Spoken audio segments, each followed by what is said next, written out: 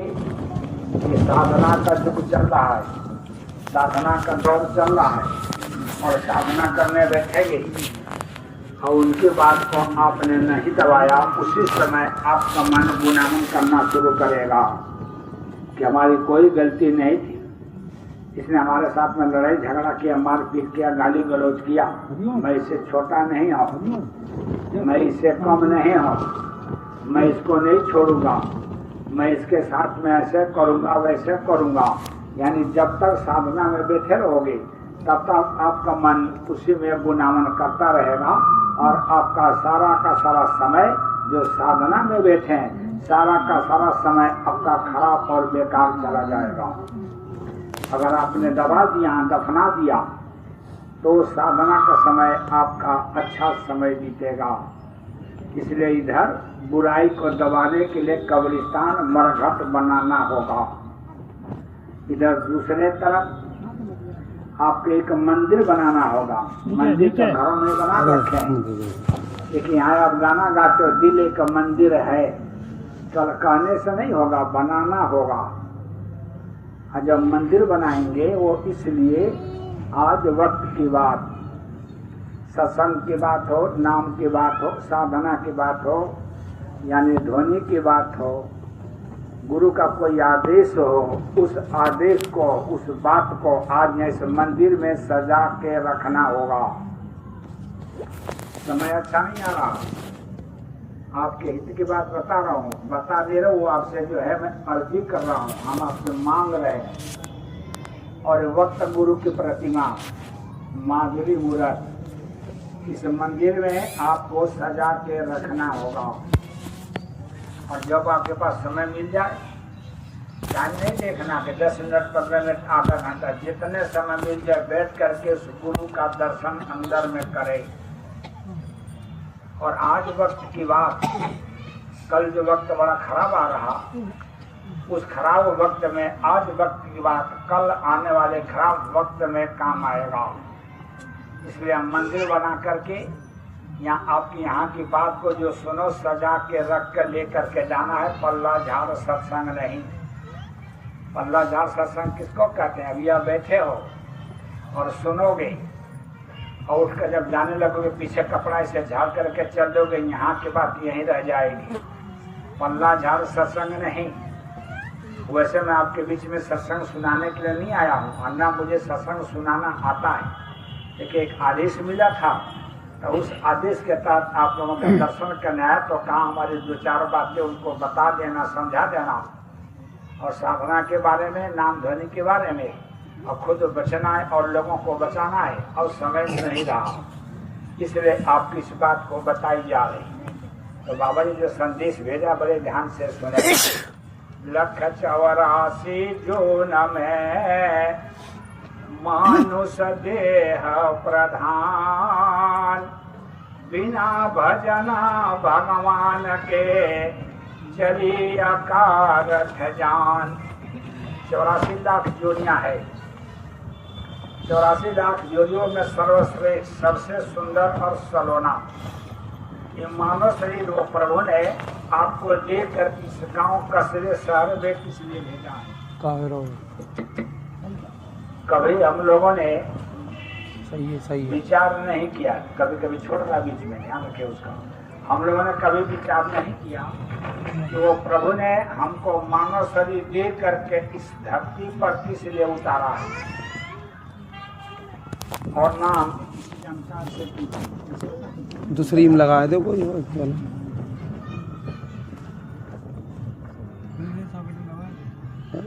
उससे तो बोला जाता है।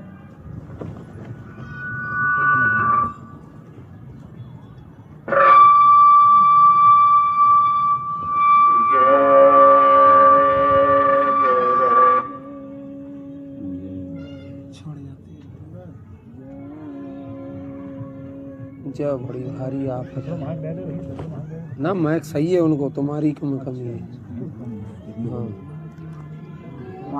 हाँ वहाँ से तो छोड़ दे रहा बार बार नहीं है। जब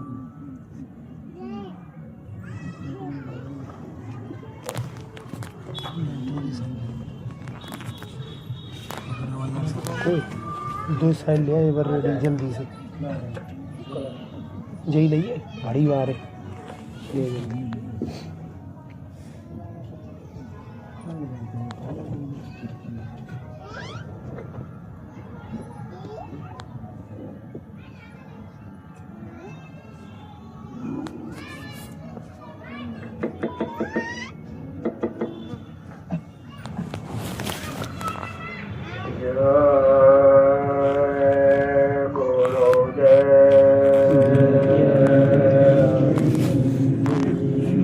हम लोगों ने किसी जानकार से नहीं पूछा कि हम कौन हैं, कहाँ से आए हैं और हमारा घर कहाँ है। को तुम कौन, कहाँ से आयो, बारंबार ठगायो।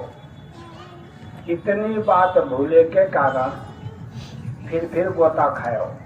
हम लोगों ने कभी ये नहीं जाना कि हम कौन हैं, कहाँ से आए हैं, हमारा घर कहाँ है, अपने घर में कैसे जाएंगे। ये इस बात को भूले हुए है, इसलिए हम लोग धक्के खा रहे हैं। मनुष्य चोरा में से निकालेगा, कीड़े मकोड़े में डाल देगा, जानवरों में डाल देगा, पशु पक्षी में डाल देगा और आपका पेड़ पौधे बना देगा, पर्वत पहाड़ बना देगा। हम लोग धक्के खाते चले जा रहे हैं। कितनी बात चेतन है तुमको कि किस कार्य को आयो। ये उनका ज्ञान नहीं है कि वो प्रभु ने हमको मानव शरीर दे करके इस धरती पर किस लिए भेजा। यही हमको ज्ञान नहीं, चेतन नहीं, होश नहीं है। इसी चीज को हम लोग भूले बैठे हैं। कहाँ से आए हैं, कहाँ जाना है, हम कौन है, अपने आप को जाना नहीं। राम को जानना चाहते हैं, कृष्ण भगवान को जानना चाहते हैं, ब्रह्मा विष्णु महेश को जानना चाहते हैं, प्रभु को जानना चाहते हैं, देवी देवताओं को जानना चाहते हैं। अपने आप को तो जाना ही नहीं, अपने ध्यान नहीं है। हमें अपने आप को जाना नहीं तो उनको कैसे जान पाएंगे। राम भगवान को कैसे जानेंगे, कृष्ण भगवान को कैसे जानेंगे। हम अपने आप को तो जाना ही नहीं। इस चीज को, इस बात को बताने के लिए, जानकारी के लिए हमारे बीच में कोई जानकार होना चाहिए, बताने वाला होना चाहिए। हम लोगों ने अपने मर्जी से समझ लिया कि हमको मानव शरीर वो प्रभु ने इसलिए दे रखा है कि अच्छा भोजन करना, अच्छे महल में मकान में रहना, अच्छा कपड़ा पहनना, यानी खाओ पियो मौज मस्ती करो। इतने काम के लिए वो प्रभु ने हमको मानव शरीर दे करके धरती पर उतारा है और इसी काम को करने में लगे हुए हैं। केवल माया की छाया, माया में नहीं, माया की छाया मिट्टी का समान इकट्ठा करने में हम लोग लगे हुए हैं और रात दिन इसी को करते करते करते करते हाय मची हुई है। किसी तरह से घर में धन दौलत आ जाए, बाप को मारना पड़े, बेटा को मारना पड़े, भाई को मारना पड़े, अड़ोसी पड़ोसी को मारना पड़े, कुछ भी करना पड़े, किसी तरह से हमारे घर में धन दौलत भर जाए, इसी काम में लगे हुए हाय सुबह मची हुई है। इसी को हाय हाय हाय हाय हाय करते करते एक दिन हमारी हाय हो जाती है, हम सब कुछ यहाँ छोड़ करके चले जाते हैं। कभी भी विचार नहीं किया कि मानव शरीर देने वाला वो प्रभु है कौन। हरि अनंत, हरि कथा अनंता, अनंतो प्रभु है। अनंत का मतलब जिसका अंत नहीं, कोई गणना नहीं है। इतने प्रभु हैं। कौन सा प्रभु हमको मानव शरीर दे करके इस शहर में, कस्बे में, गांव में, धरती पर भेजा है, यही हमको जानकारी नहीं है। जो काल भगवान है, संसार को चला रहे, जैसे भगवान राम आए थे, वही काल भगवान व्यापक ब्रह्म निरंजन निर्गुण विगत विनोद दो अजब प्रेम भक्ति बस कौशल्या की बोध। जो भगवान राम जहाँ से आए थे, संत महापुरुष आते हैं, 5 नाम का दान देते हैं। 5 नाम के दान में से पहला नाम वही काल भगवान संसार के रचयिता। जब आपको मानव शरीर देना होता है, ऐसे सामने बैठा लेते हैं और कहते हैं कि आपको मानव शरीर दे करके मैं संसार में धरती पर भेज रहा हूँ, इस गांव शहर में भेज रहा हूँ। ये वक्त के महापुरुष जो महात्मा होते हैं सामने बैठे होते हैं। इस समय वक्त के महात्मा बाबा उमाकांत जी महाराज, इससे पहले बाबा जय गुरुदेव जी महाराज, जो वक्त के गुरु होते हैं वो सामने बैठे होते हैं। तो काल भगवान कहते हैं देखो ये गुरु बैठे हैं, आपको मानव शरीर दे रहा हूँ, इनके पास में चले जाना और रास्ता लेकर अपने जीवात्मा को जगा कर अपने देश अपने घर वतन को चले आना। अब मेरे इस शरीर को जैसे दे रहा हूँ साफ सुथरा पाक और पवित्र, अपना काम कर लेना। अब मेरे शरीर को इसी तरह से वापस लौटा देना। और कर्मों का विधान बनाया, पाप और पुण्य का विधान बना दिया, अच्छे बुरे का हानि कर्मों का विधान बना दिया कि अच्छा ये बुरा ये पाप है ये पुण्य है। और हमको आजादी दे दिया कि आप आजाद हो, जितना मर्जी पुण्य का काम करो, अच्छा काम करो, जितना मर्जी गलत काम करो, हम आपको रोकने वाले नहीं हैं। एक कर्मों का विधान बना दिया, खूब मर्जी गलत करो, खूब मर्जी अच्छा काम करो, वो रोकेगा नहीं। कर्म प्रधान विश्व रचि राखा, जो जस करे सो तस फल चाखा। लेकिन विधान बना दिया, जो जैसा कर्म करेगा फल देने वाला मैं हूँ। आप केवल कर्म करोगे, जो मर्जी करो, अच्छा करो बुरा करो, फल तो उसका मैं दूंगा। एक कर्मों का विधान बना करके हमारी जीवात्मा को माँ के पेट में उतारा। बराबर पहले रचा, पहले आपको सब कुछ दिया, मकान दुकान रुपया पैसा बेटा बेटी धन दौलत विद्या भाषा कपड़ा भोजन पानी, पहले आपको सब कुछ देता है।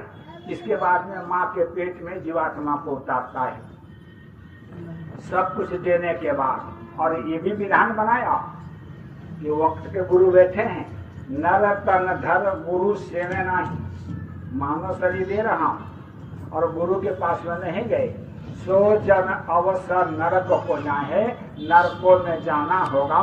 इस विधान को कोई काट नहीं सकता, बड़ा जबरदस्त विधान है। कर्म का गठरी बांध के सिर पर फिरे इंसान, जो करेगा सो भरेगा, विधि का यही विधान। ये उसने विधान बना दिया है कि आप स्वतंत्र हो, जो मर्जी करो, अच्छा करो बुरा करो, लेकिन यही जो है आपका अच्छाई और बुराई, यही दो चीज आपको ले करके जाना होगा। या अच्छा करो और बुरा करो। अब इसको हमको बताएगा कौन की बुराई क्यों करना, अच्छाई करना कौन बताएगा? क्योंकि हमने तो जाना ही नहीं, हम तो परमति समझ लिए हैं, इसी काम को करने के लिए आए हैं, बताने वाला नहीं। ऐसी को करते करते करते तब तक हमारा समय पूरा हो गया। समय कितना था? 7 दिन महीना का समय नहीं आपको दे रहा था, इसमें गिन करके श्वास दे रहा था। अपने अपने धर्म कर्म के अनुसार प्रारब्ध के अनुसार गिनती का श्वास सबको अलग अलग मिली हुई है। ये जहाँ हमारी गिनती का श्वास पूरी होती है वहीं फौरन मिट्टी का पुतला खाली करा लिया जाता है। जहाँ भी होगा खाली करा दिया जाएगा। यहाँ से निकाल कर लेकर के जाते हैं, 900 और 84 में डाल देते हैं। हमारा खेल खत्म हो गया। कभी जाना ही नहीं कि वास्तव में उस प्रभु ने हमको मानव शरीर दे करके भेजा किसलिए था। तो आए थे हरि भजन को।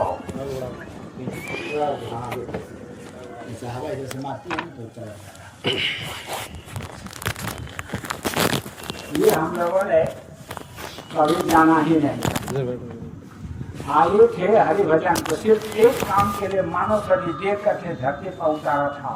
आए थे हरि भजन को और आज बताया हम लोगों ने गांव बसा लिया, परिवार बसा लिया, समाज बसा लिया, संसार बसा लिया। आए थे किस काम को और किया कौन सा काम, और भूल गए भगवान को, कमा रहे धन धाम। इसको इकट्ठा करने में हम लोग एक तरफ से लग गए। इसी को इकट्ठा करते करते हमारा समय पूरा हो गया। यहाँ से लेकर के चले गए, नरक और 84 में डाल दिया। चारों युग 84 भोगे, अति दुख पाया नरक रहा। जन्म जन्म दुख पावत बीते, एक छीन करेंगे चैन रहा। पापों पुण्य बस विपदा भोगे और नए सतगुरु के शरण रहा। अब ये देह मिली कृपा से, करो भक्ति जो कर्म रहा। जो हमने अच्छे बुरे कर्म कई के जन्मों का इस जिंदगी का इस जन्म को हम कर रहे हैं पाप और पुण्य, उसी को खत्म करने के लिए, न करने के लिए मानव शरीर प्रभु ने दे करके भेजा था कि आपका कर्म खत्म होगा। तो कर्म कैसे खत्म होगा? करो भक्ति जो कर्म रहा। भक्ति करने के लिए यह मानव शरीर मिला था। किसके भक्ति? उस प्रभु के राम के, जिसने आपको भेजा। उसकी भक्ति स्वतंत्र सकल गुण खानी। लेकिन भक्ति मिलेगी कहाँ से? बिनु सत्संग न पावहि प्राणी। भक्ति राम की करने के लिए आपको भेजा गया था। रघुपति भगति सुलभ सुखकारी, सो ताप शोक भयहारी, उसकी भक्ति करने के लिए भेजा गया था। तो भक्ति उसको कहते हैं आदेश का पालन करना। जो कोई कहता है तो उसके आदेश का पालन करेंगे, उसी का नाम भक्ति है। और हम लोगों ने उस रघुपति को राम को जाना नहीं, हम लोगों ने कभी देखा नहीं, मालूम ही नहीं किस स्थान पर बैठा हुआ है, तो कैसे भक्ति करेंगे। स्वतः ही हम विचार करें, जो आदमी कहता है कि इस काम को करो, उसको हम करते, उसका नाम भक्ति है। और जिसकी भक्ति करना उसको हम जानते ही नहीं, हमें कभी उसको देखा ही नहीं, उसका स्थान हमें नहीं जानते, तो कैसे भक्ति करेंगे। तो स्वतः ही उसी ने बताया हुआ है कि प्रभु अपन है मुख से कहें, साधु मेरी दे। साधु ही हमारी शरीर है। तो स्वतः ही प्रभु बोला कि अगर भक्ति करना चाहते जो साधु होगा, संत होगा, वो ही मेरी शरीर है। इनकी चरणन की मुझे प्यारी लागी खे। इनके चरणों की धूली भी मुझे प्यारी लगती है, ताकि संत ही हमारी शरीर है। संत जो गुरु होता है वो ही मैं हो करके आया हूँ। आज जो गुरु कहेगा उसकी बात को मानोगे, उसका नाम भक्ति है, तब हमारा कर्म कटेगा। कर्म बंधन में फंसे हुए हैं, कोई ऐसा नहीं जो कर्म में न फंसा हो। तमाम बर्बादी शुरू में है, ये भी कर्म में बधे हुए हैं। देवताओं के राजा इंद्र ये भी कर्म में बधे हुए हैं। देवताओं के राजा इंद्र का कर्म आप लोगों का मालूम है, गौतम ऋषि है क्या? बताने की जरूरत है, सब आपको मालूम है। सब कर्मों में फंसे हुए हैं, कोई वंचित नहीं है। इस कर्मों को केवल सिर्फ कहाँ प्रतीत होगा, ये कर्म हमारा कर्म बंधन और कहीं नहीं खत्म होता है। एक एक स्थान है, वो है गुरु का चरण। गुरु के अलावा हमारे कर्म बंधन को कोई काट नहीं सकता। ऐसे भी लिखा हुआ है, कर्म फांस छूटे नहीं, कीर्ति करो उपाय। करोड़ों उपाय कर लो, लेकिन कर्म बंधन से हम मुक्त नहीं हो सकते, हम हट नहीं सकते। कर्म में हमको फंसना ही फंसना होगा। भगवान राम आए थे, उन्होंने कर्मों बंधन में फंसे रहे। कृष्ण भगवान भी फंसे। कोई जो इन लोगों ने आए, सब अवतारी शक्तियां और यहाँ तक कि ऋषि मुनि सब कर्म बंधन में फंसे हुए हैं, कोई वंचित नहीं है। तो लेकिन महापुरुष जो संत होते हैं वो तो जो अलग होते हैं, उनके पास तो माया मोह ये जो कुछ है, ये कर्म बंधन ये सब कुछ पास करता ही नहीं हो, फंसते नहीं है। उनके पास में जाने से ही डरते हैं। जो लेकिन महापुरुष हैं, लेकिन वो महापुरुष कौन है जिसके पास में जाने से लोग डरते हैं। लोग तो मतलब माया मोह ये लालच जितने हैं सब इनके पास में नहीं जाते। यहाँ का दुनिया का कोई साधन, कोई समाज जो कुछ है, संत के पास में नहीं जो है उस पर लागू होता है। संत तो अनंत है, अनंत का क्या उस प्रभु को, मालिक को। और वही अनंत जो हमारे बीच में आया कैसे कि संत रूप धरी बकसो ज्ञाना परम पुरुष पूर्ण भगवाना।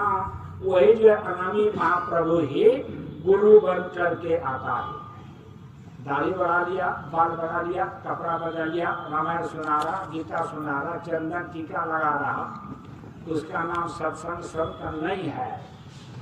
उसको संत नहीं कहते हैं। वास्तव में कोई इंसान आदमी संत गुरु बनता ही नहीं है, वो तो वहां से उतारा जाता है। एक आपको बात बता दूं, मौका मिला था बाबा जी के गोंडा आश्रम पर गए थे, तो वहीं से नामदान दिया और मेरे को रोक दिया, बोला कि जगह जगह चले जाना, नामदान समझा करके आना।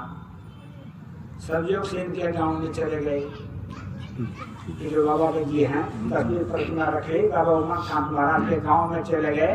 तो लोग सत्संग ने बताया कि बाबा जी का घर भी इसी गांव में है। तो भाई ले चलो, तो घर पर चले गए।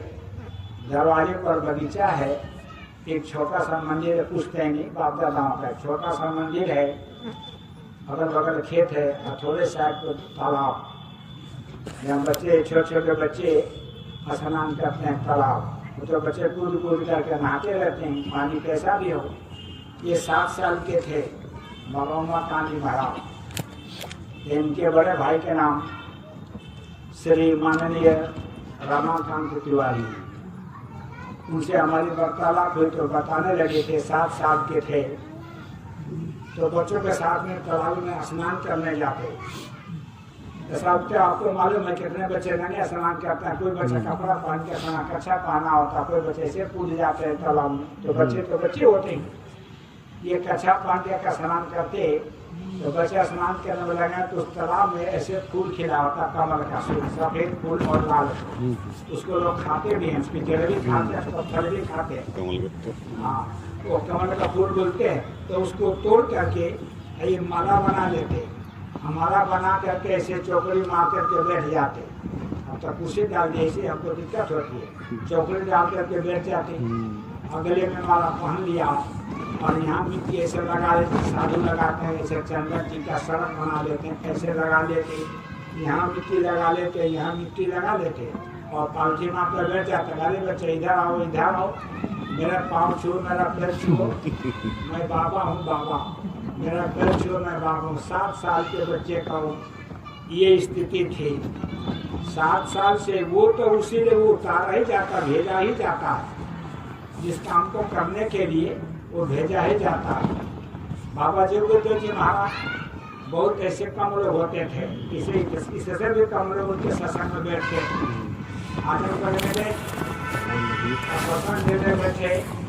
तो ये वकील साहब थे, बड़े पढ़े लिखे, अच्छा वो के आए और सामने खड़ा था। थोड़े लोग थे 15 सामने खड़े कर लगे, बोले न तुम इस महात्माओं को मैं जानता हूँ, तुम जनता को भटकाते रहे तो पैसा खींचते रहे तो खड़े खड़े वहीं से जो सत्संग सुनना ही और खड़े खड़े बोलने लगे। तो बाबा जी चुप हो गए। जब बोले लेकिन तो बोलते क्यों नहीं? तो बाबा जी ने कहा कि पहले तो मुझे ये बताओ, जब तू सवाल पूछना चाहते हो पहले मेरे सवाल का जवाब दो। आप पूछिए क्या पूछना है? जब वकील थे उस कपड़े में थे तो नहीं पूछा, बड़ा विद्वान हूँ। तो बाबा जी ने कहा तुम्हारी पत्नी तुमको रात को चप्पल से क्यों मारा, ये बताओ। कहा तुम्हारी पत्नी रात को तुमको चप्पल से मारी थी, किस लिए मारी थी? तुम इनको बताओगे, तुम्हें इनको बताओ। अब तो जो है वो अपने साहब गुम हो गए कि घर में अंदर की बात, ये बात बिल्कुल सत्य, हमारी पत्नी ने मारा है। अगर ये इतना जानते तो ये भी जानते कि किस लिए मारा। अगर इनके बीच में बता देंगे तब इन्हीं गाँव कहूँ हमारी क्या इज्जत रह जाएगी कि हमारी पत्नी हमको जूता चप्पल से मारती है। अब चुप करा, कुछ बताओगे, कुछ बोलोगे कि मैं सत्संग सुनाऊं? और उसे खड़े हैं, अब हाथ जोड़ करके आकर के पैरों में गिरे, कहा कि हमको कुछ नहीं पूछना है, आप सत्संग सुनाओ। महात्माओं से आप इस तरह से करोगे तो कैसे उद्धार होगा, कैसे भला होगा? ले लेना चाहिए, विद्वता बन जाएगा, ठीक है, अब विद्वान है, अच्छी बात है, होना भी चाहिए। हमारा देश है, देश में विद्वानों की इज्जत होती है, होना चाहिए। लेकिन वो भी तो देखो जहाँ से आपकी विद्या खत्म होती है, ये महापुरुष संत और महात्मा वो ABCD शुरू करते हैं, तो वो कौन सी विद्या है कि जहाँ से हमारी विद्या संसार की खत्म होती है, ये महापुरुष ABCD का बताना शुरू करते हैं, तो वो कौन सी विद्या है? यही हम लोग जान नहीं पाए। अब इनको बाबा जी महाराज ने मन से बोला था 1971 में।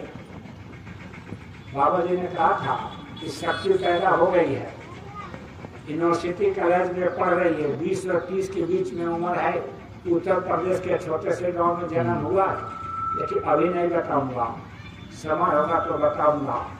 और वही बाबा जी महाराज हरिद्वार में महामानव यज्ञ आपको याद होगा जो लोगों पुराने आदमी होंगे, बाबा जी ने महामानव यज्ञ नाम रखा, तो उस जगह का महामानव यज्ञ, उसी यज्ञ में महामानव ये बाबा उमाकांत जी महाराज को एक आदमी को पकड़ने के लिए, बुलाने के लिए गुरु महाराज ने महामानव यज्ञ किया था। इस जग में महामानव आएगा, यानी सबसे ऊपर, सबसे ऊंचा, महान वो मानव इस जग में आएगा, उसका नाम रखा था महामानव जग। अरे बाबा उमाकांत जी महाराज उसमें गए थे और जाकर के 1973 में नामदान प्राप्त किया था, नामदान दिया था लगातार। गुरु महाराज ने पास में इनको बुला लिया, पास में 40 साल तक इनसे सेवा कराया। जैसे पूर्ण बाल ब्रह्मचारी गुरु महाराज थे, उसी तरह से पूर्ण बाल ब्रह्मचारी ये बाबा उमाकांत महाराज जी को अपने पास में रखा, बोरी में लपेट करके, अपने आंचल में लपेट करके, बोरी में लपेट के 30 सालों तक बोरी में उस महामानव शक्ति को गुरु महाराज ने बोरी में लपेट करके अपने आंचल में छिपा करके रखा। जब देखा वो जरूरत पड़ने जा रही है, आंचल से निकाला और कहा दिया नए लोगों का नामदान देंगे और पुराने की संभाल करेंगे। जैसे रहे पुराण बाल ब्रह्मचारी, सरजोग से मैं भी बच्चे पर 12 साल की उम्र में 1973 में मैं भी चला गया था। उसमें 12 साल की उम्र, 6ठी क्लास में पढ़ा।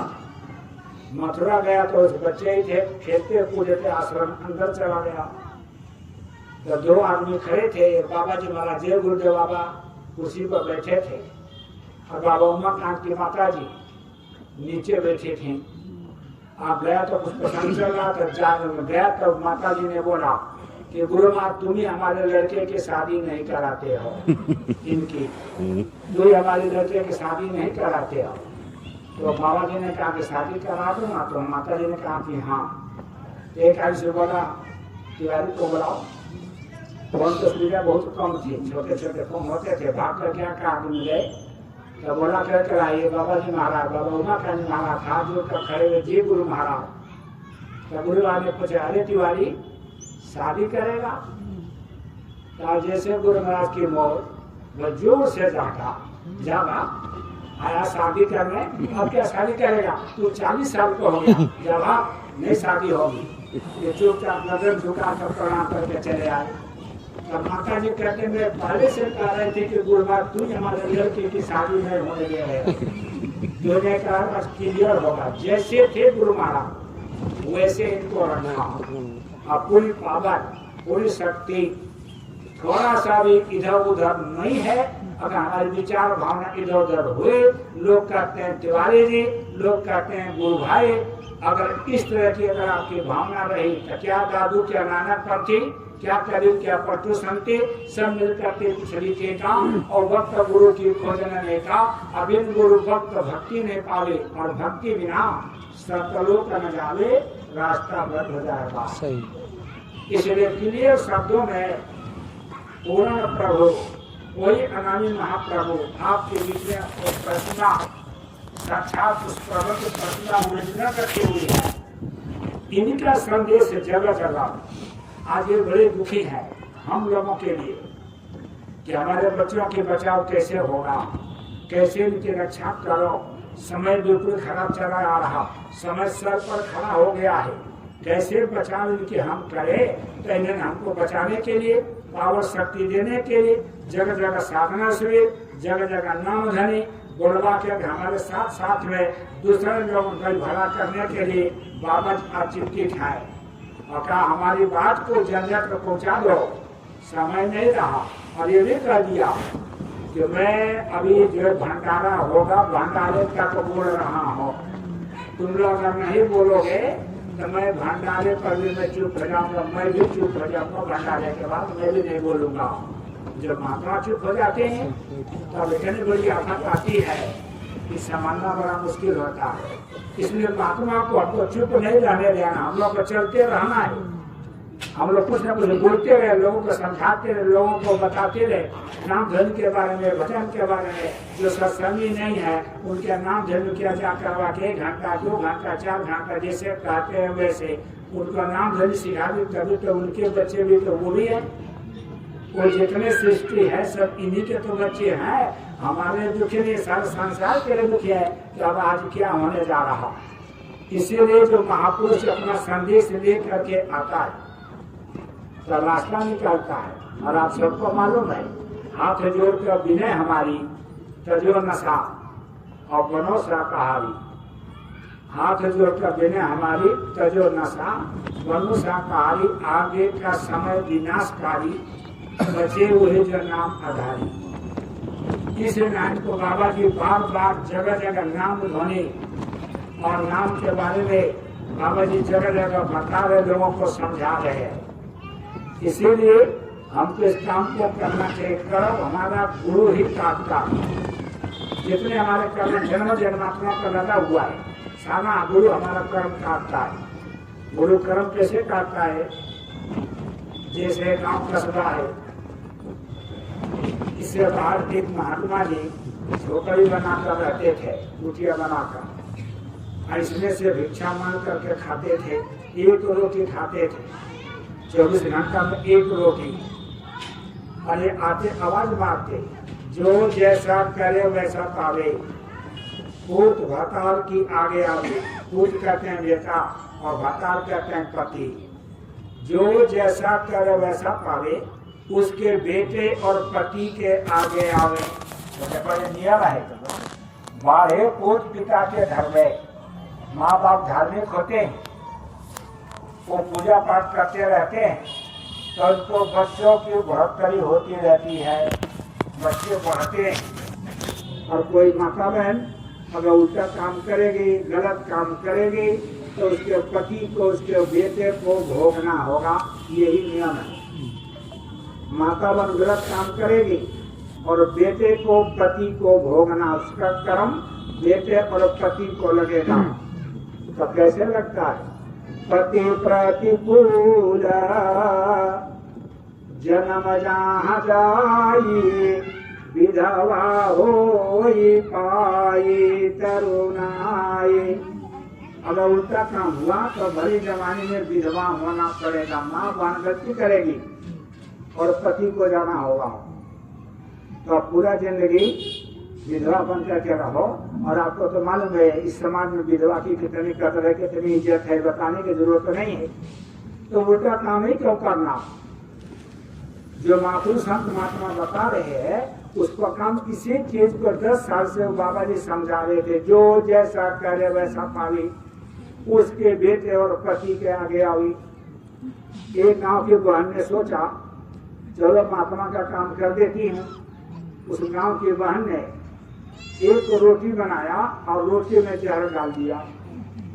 और जहर डाल करके महात्मा आए भीख मांगने के, रोटी मांगने के लिए। कहा बाबा जी हमारे घर की रोटी ले जाओ। और वो जहर वाली रोटी उस बहन ने बाबा जी को दे दिया।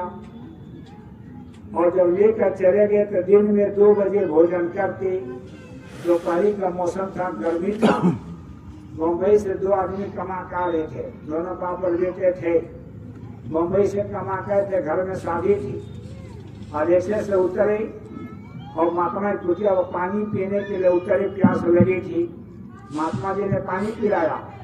सारे बच्चे कहाँ से आ रहे हो? कहा बाबा जी हम बड़ी दूर से बम्बई से आ रहे हैं, घर में लड़की की शादी है, शादी करने के लिए आ रहे, कमाने गए थे। सारे बड़े दूर से आ रहे, तुमको भूख भी लगी होगी। कहा बाबा जी भूख तो लगी है, लेकिन जिस गांव से रोटी मांग कर खाते वही वाला तो हमारा गांव है, हम गांव में चले जाएंगे, खा लेंगे। तो महात्मा जी ने कहा कि नहीं नहीं, हमारे पास में एक रोटी है, तुम उस रोटी को खा लो, पानी पी के अपने गांव में चले जाओ। कहा बाबा जी रोटी हम खा जाएंगे तो आप क्या खाओगे? तो महात्मा जी ने कहा कि हमको तो अगर भूख लगती है तो मैं भूख को ही खा जाता हूँ, प्यास लगती है तो प्यास को ही पी जाता हूँ। आपको तो मालूम नहीं होगा इन बाबा जी, बाबा उमाकांत जी महाराज का, इतने रोटी पतली कागज जैसा, पतली पतली, और सब्जी अगर देख लोगे तो भाग जाओगे लोग। उसे टकर टकर सब्जी देखती रहती है, उसमें ना तो हल्दी होता है, ना कोई मसाला होता है, सिर्फ नमक पड़ा होता है। सब्जियों के साथ हम लोग कहीं प्रसाद मिल जाता है तो बड़े बड़े ध्यान से देखते हैं कि बाबा जी ऐसे खाते हैं क्या, ऐसे समझे कि आप मतलब कि मत पूछो, लेकिन प्रसाद है वो चीजें ये खाते हैं। महापुरुष को क्या है, कहा भूख लगते तो हम तो भूख को ही खा जाते हैं। और वो रोटी जहर वाली ला करके बाबा जी ने दे दिया, दोनों रोटी तोड़ करके खाए। अब पानी पिए तो पहले से रोटी में जहर मिला हुआ था, अब जहर अंदर फैल गया और महात्मा की कुटिया पर दोनों का राम नाम सत्य हो गया। अब शोर मचा, पुलिस आई, महात्मा बटकरी लगा दिया, 2-4 डंडे में मार दिया। पुलिस तो पुलिस है, पुलिस के ना तो दोस्ती अच्छी है और ना दुश्मनी अच्छी है, दोनों खराब है। अब 2-4 गालियां भी दिया, 2-4 डंडे में मारा। बोल महात्मा तुमने कैसे मारा, तुम सत्संग सुनाते रहे और बेग अटैची के लालच में तुमने 2 आदमी मार दिया, बोल कैसे मारा। तो बाबा जी ने कहा हमने तो नहीं मारा, क्या कुछ खाने को दिया, क्या खाने के लिए रोटी दिया था, तो रोटी कहाँ से लाया था, तो रोटी इसी गांव में से 10 साल से रोटी खा रहा हूँ, आज मैं इसी गांव में से लाया हूँ। कहा चल किस घर से लाया था, और जब घर पर लेकर के गए तो दरवाजे पर खड़े हुए तो घर से बहन निकली, कहा तुम्हारी रोटी को खा करके महात्मा पूछे वो 2 आदमी मर गए, तो बहन नाट गई, कहते हमने रोटी नहीं दिया। बाबा जी कहे किसी ने दिया, और बहन कहे हमने नहीं दिया। पुलिस को शक पड़ गया, 2 थप्पड़ मारा, हाथ पकड़ा, तुम्हारी रोटी को खा करके महात्मा पूछे वो 2 आदमी मर गए, चलो अब लेकर चले। तक गाँव वाले पीछे पीछे भागते भागते हम गाँव वाले गए तो थोड़ी दूर रह जैसे गाय बछड़े को देखते, दिन को छुट्टी होती है, डॉक्टर मार कर दौड़ती है गाय बछड़े के ऊपर। उसी तरह से बुआ ने जब 2 लाशें देखी, पुलिस से हाथ झटका और दौड़ी चिल्लाते हुए और छाती में हाथ मारते हुए और जानकर लाश पर गिर कर रोने चिल्लाने लगे। उसी का पति और उसी का बेटा बम्बई से कमा खा रहे थे, उसी की देवी जहर की रोटी खा करके महात्मा से पूछा पर दोनों का राम नाम सत्य हो गया। जो जैसा करे वैसा पावे, बेटे और पति के आगे आवे, आया कि नहीं आया, आया। 10 साल से समझा रहे, समझ नहीं आया। अरे बाबा जी महाराज अब इनको समझाते समझाते 12-13 साल हो गया और गुरु मान लोगों 60 साल तक लोगों को समझाया, 70-75 साल से बात को समझाई जा रही है। आगे का समय विनाशकारी, आगे का समय विनाशकारी, तजो नशा दोनों सा कहानी। आज सीधे शब्दों में इस समय अच्छा नहीं आ रहा है।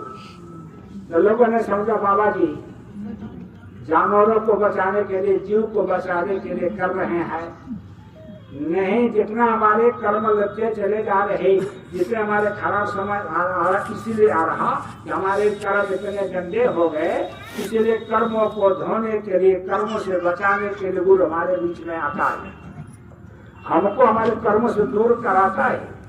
हम अपने कर्मों से कर्म से दूर नहीं हो सकते, लेकिन जो गुरु जी के मौज हो गई, दया हो गई, तो अपने कर्म से हम मुक्त हो सकते हैं, लेकिन अपने कर्म से हम मुक्त नहीं हो सकते। लाख लोग कोशिश करते हैं, हमने देखा लोगों को पाप करते हैं शान से। अब तो बड़े आदमी जो है अब शान से पाप करते हैं, पैसे पुलिस में दे देंगे, इनको मारो उनको मारो, छीना झपटी करो, उल्टा काम करो, पैसे तो देना है, 18 पैसे जमा कर देंगे, छूट जाएगी।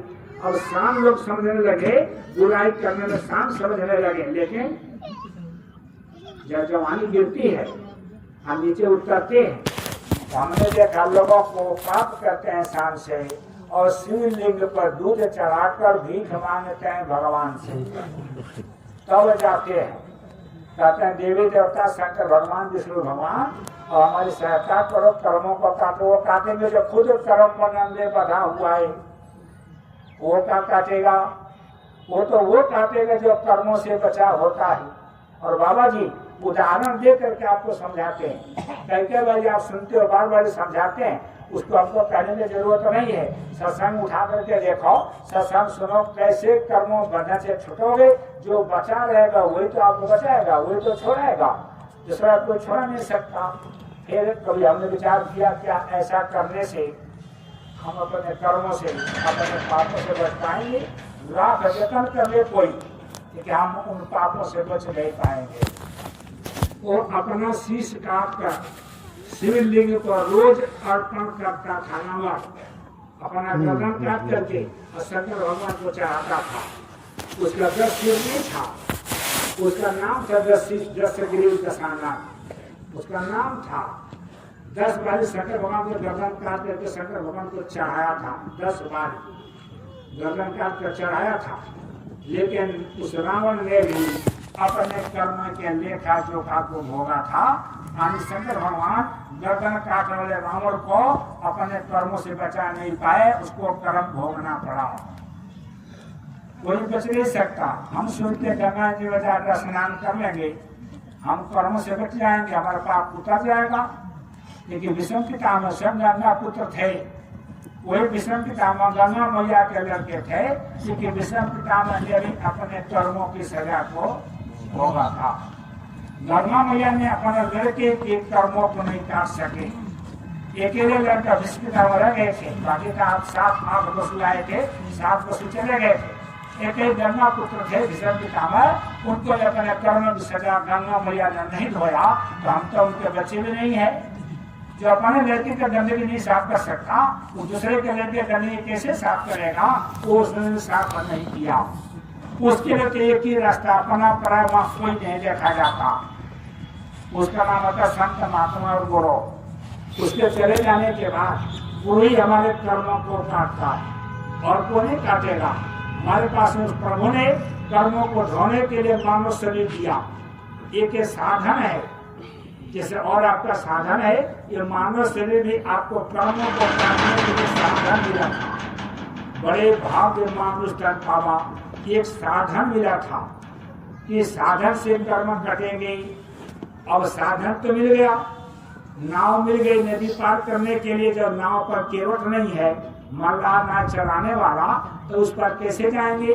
नाव मिली, केवट नहीं, कैसे उतरे पार? कैसे पार जाएंगे? नहीं जा सकते। इसलिए कर्णधार सतगुरु जनावा दुर्लभ सा सुलभ के बाबा, इस नाव को चलाने वाला तो सतगुरु होता है।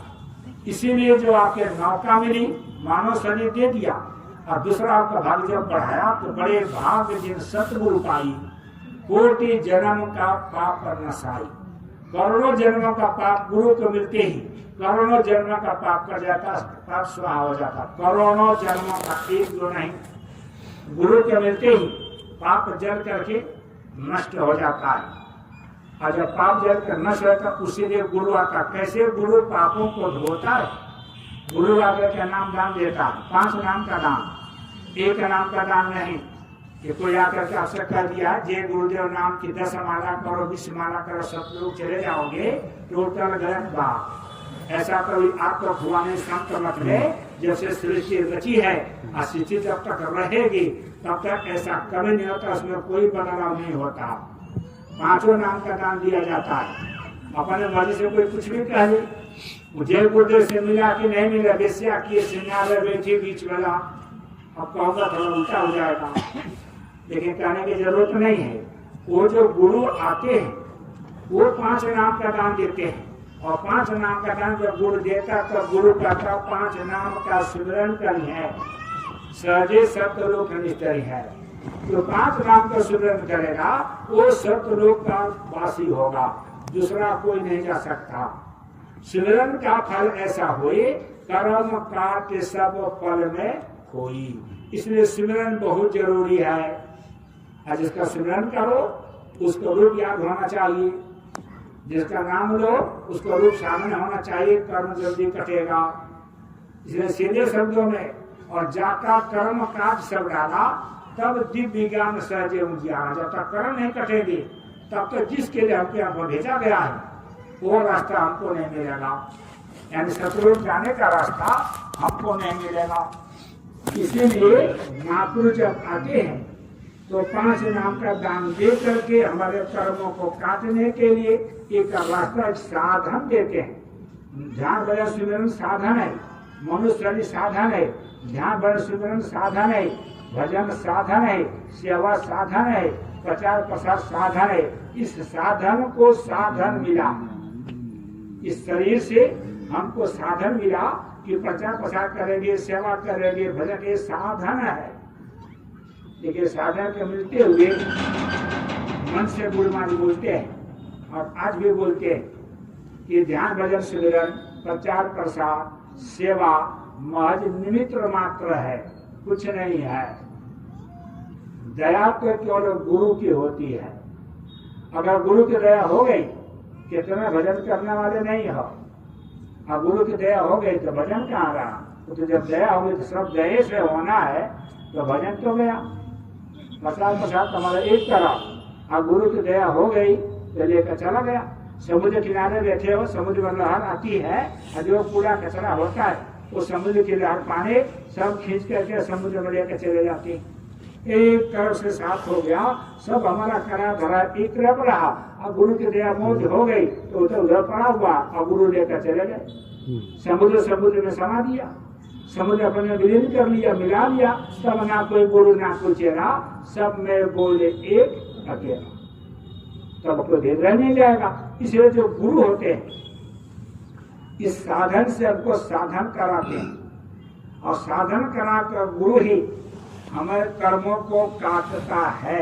लेकिन गुरु ये कह देते हैं ध्यान सिमरन करोगे, भजन करोगे, प्रसार करोगे तो तुम्हारा कर्म कटेगा। कटेगा नहीं, काटूंगा। गुरु काटता, कटना नहीं है। गुरु काटेगा तब कटेगा। गुरु काटता है, लेकिन कोई गुरु आज तक नहीं कहा तुम्हें तुम्हारे कर्मों को काटता हो। मर्यादित होते हैं, मर्यादा में होते हैं, सब कुछ गुरु ही करता है, गुरु ही कर्म काटता है। लेकिन कभी नहीं आता गुरु ने कहा कि मैं तुम्हारे कर्मों को काटूंगा, इस काम को करोगे कर्म काटूंगा। गुरु देश उधर घुमा देता है कि ध्यान सिमरन करोगे, प्रचार करोगे, सेवा करो, तुम्हारा कर्म कटेगा। कटेगा नहीं, काटूंगा। गुरु काटता है, इसलिए हमको उस साधन को करना चाहिए। दूसरी चीज आपको बताया, बारह पूज पिता के धर्म में माँ बाप धार्मिक होते हैं, बच्चों की बढ़ोतरी होती है। एक ब्राह्मण देवता थे, पति पत्नी बहुत पैसे वाले थे, लेकिन भगवान की पूजा पाठ करते रहते थे। उनका लड़के का नाम जन्म दिया, लड़के का नाम पड़ा अजामिल, इकलौता लड़का, धनी परिवार का लड़का अजामिल, बड़ा पैसे वाला। लेकिन संगत में पड़ करके गलत संगत में पड़ गया और अजामिल उल्टा काम, गलत काम करने लगा। जुआ खेलना, ताश खेलना, शराब पीना, बाजारू औरतों के पास में जाकर के नाच गाना देखना, और धीरे धीरे वो लड़का बिगड़ता चला गया। लोगों ने कहा कि आप इतने धार्मिक आदमी दोनों माँ बाप, और आपका लड़का बिगड़ गया, और संगत उसकी तरफ पड़ गई तो लड़का बिगड़ गया।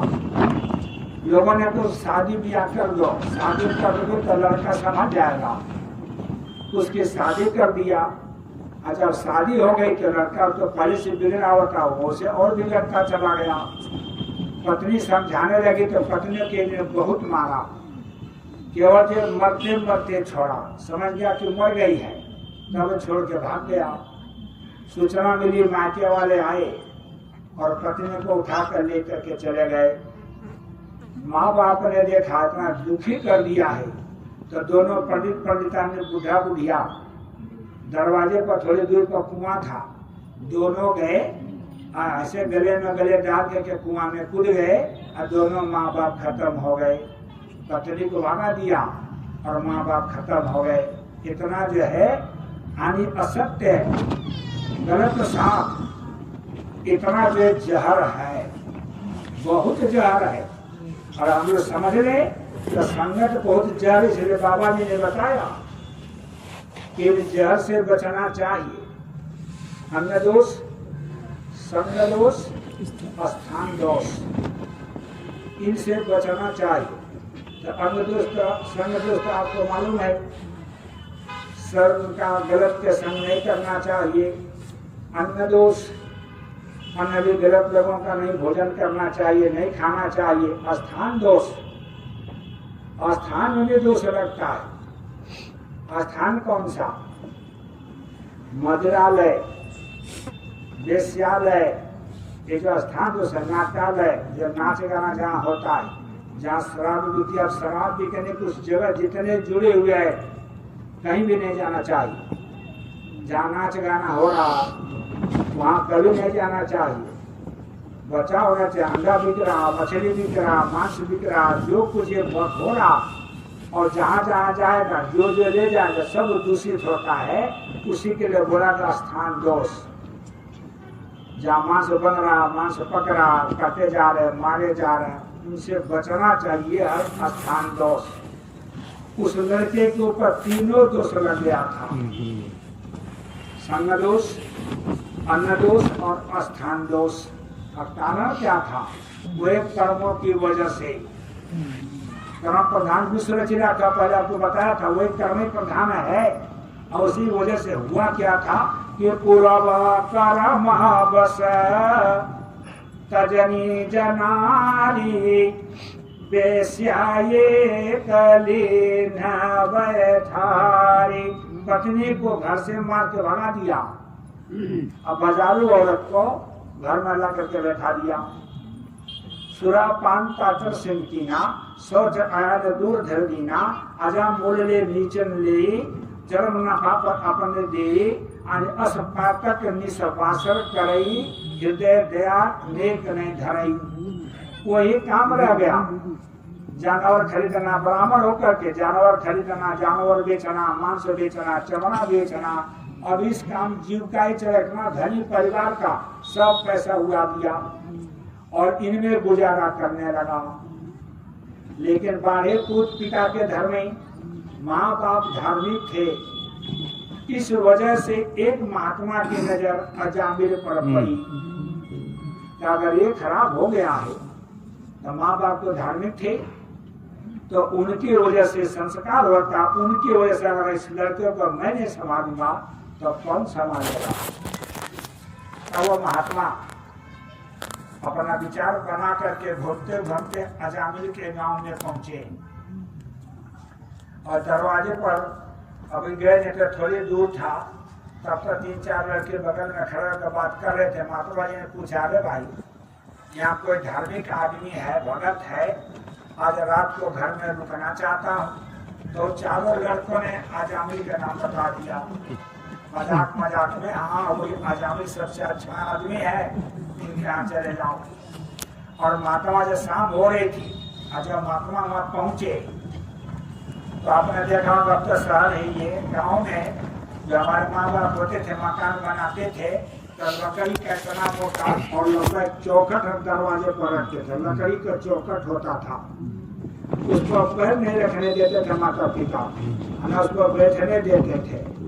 उसको बड़ा भी अच्छा शुभ मानते थे। और वो औरत बाल खोली हुई और उसी चौखट पर बैठी हुई है, ऐसे सामने देख रही। उधर से महात्मा आए, गए तो उसी के लिए। महात्मा आए तो महात्मा ने देखा वो चौखट पर बैठी है, बाल खुला हुआ, ऐसे देख रहे। तो देखा, दोनों की नजर हुई। महात्मा जी ने देखा और बेसिया बहन ने भी देखा, तो अजामिल की पत्नी बन गई थी, वो भी देखा। तो महात्मा जी खट से मुड़ गए और वापस जाने लगे। तब तक ये उठी और दौड़ी भाग करके महात्मा के सामने खड़ी हो गई। क्यों? मुख देखा तो पात हरे। महात्मा का शक्ल देखते ही, चेहरा देखते ही जन्म जन्मांतरों का पाप खत्म हो जाता है। जन्म जन्मांतरों का।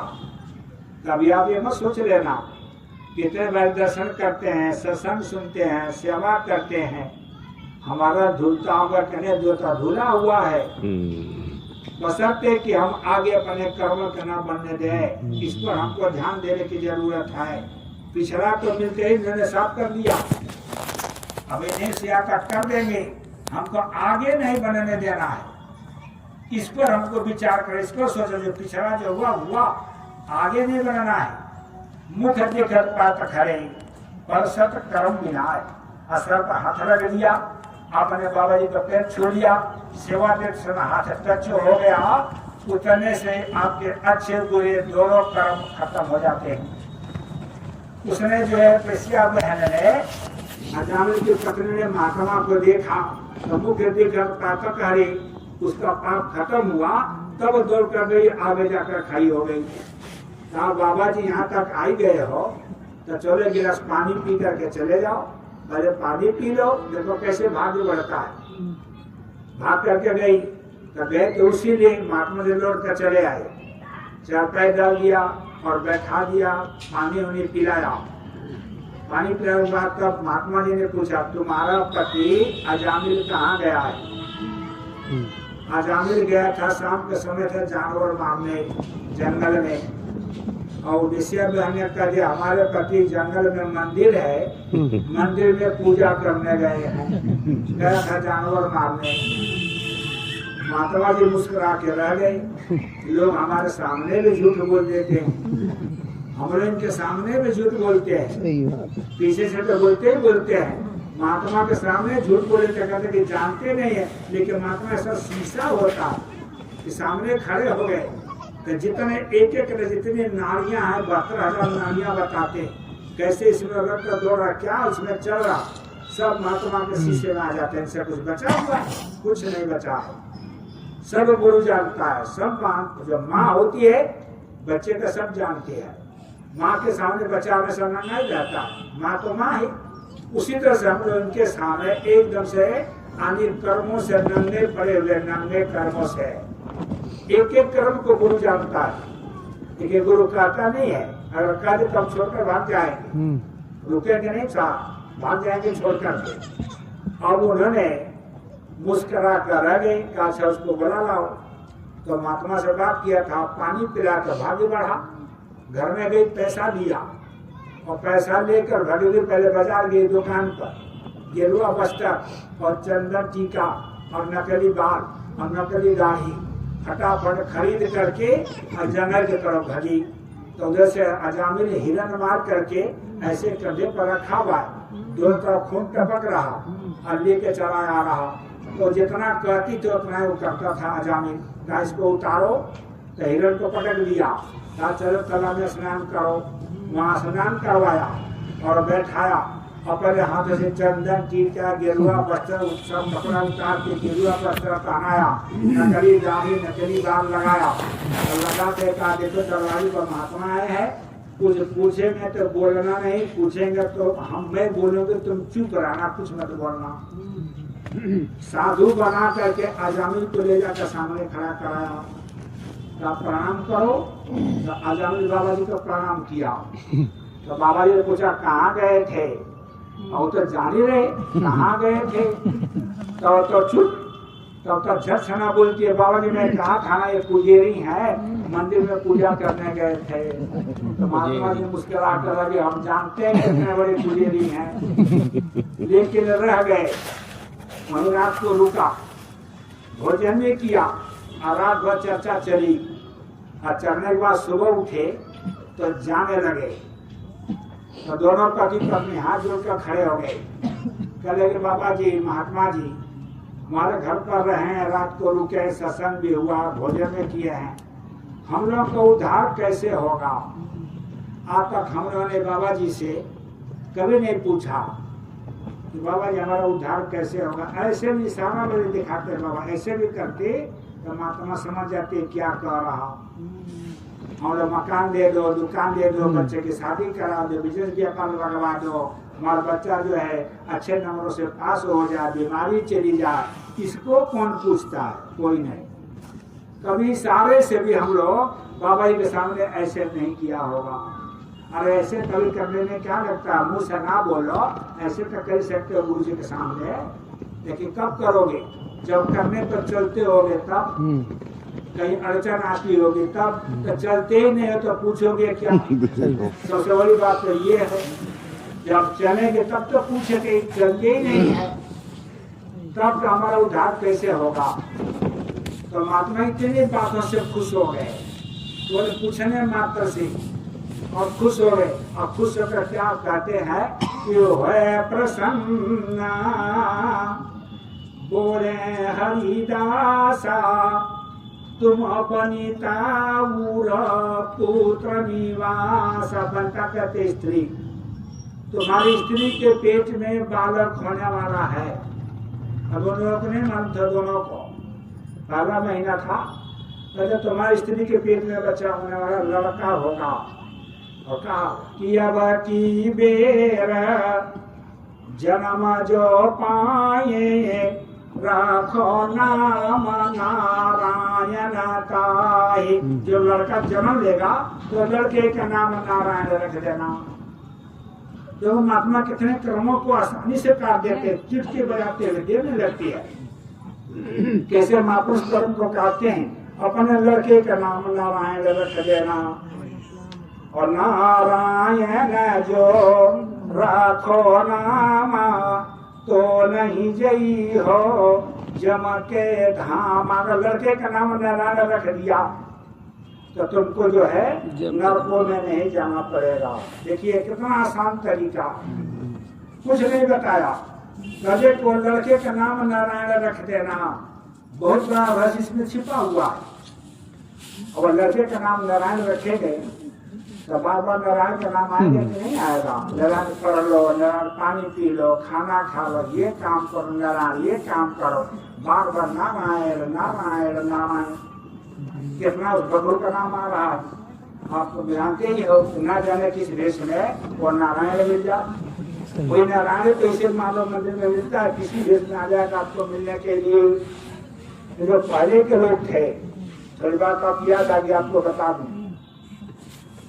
अपने लड़के का नाम राधे श्याम, घनश्याम, राजा राम, ब्रह्मा, विष्णु, शंकर, कृष्ण, इस तरह से हमारे माता पिता लड़के का नाम रखे थे भगवान के नाम पर।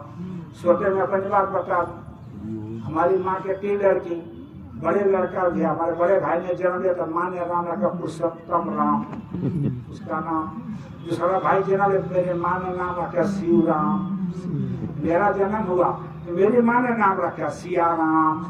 आप बुलाती थी तो लोग कहते थे कैसे कैसे नाम रखा हुआ है। हर वचन में भगवान का नाम आ रहा, उसी लड़के को बुलाती थी तो उसका नाम आ रहा।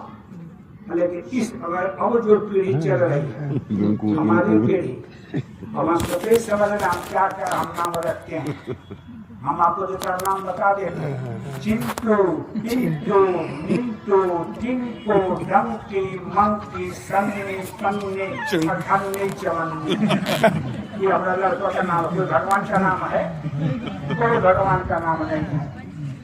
तो जैसा नाम वैसा काम, वो असर करता है, असर होता है। और लड़कियों का नाम दमयंती, सीता, उमा, गिरिजा, पार्वती, लक्ष्मी, इस तरह से लड़की के नाम रखते जाते थे।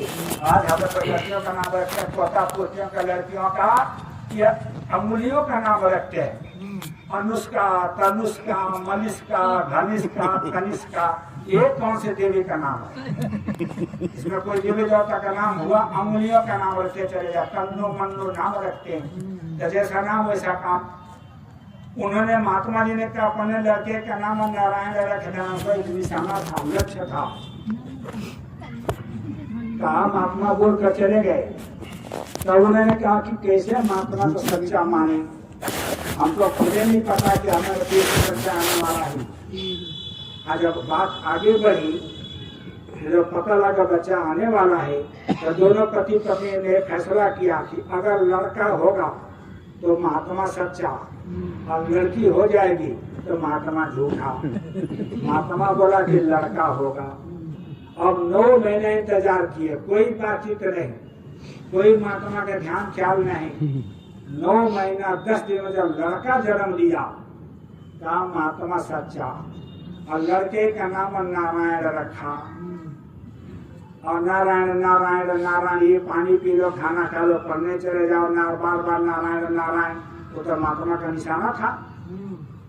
आज जब समय पूरा उस अजामिल का महाभयानक रूप निहारी, अजामिल डरपोक अति भारी, उनका इतना रूप गजब का होता है, बड़ा भयंकर रूप। जैसे मेघनाथ कुंभकर्ण के पुतला जलाते हो बनाते हो रावण का, इस तरह से लंबाई होती है, इतना मोटा मोटा उनकी शक्ल होती है, उनका 18 भुजा होती है, आने जो इनका जो बदबू निकलती है, इतनी बदबूदार सांस होती है जमदूतों की कि बर्दाश्त नहीं कर, लेकिन देखेगा कौन?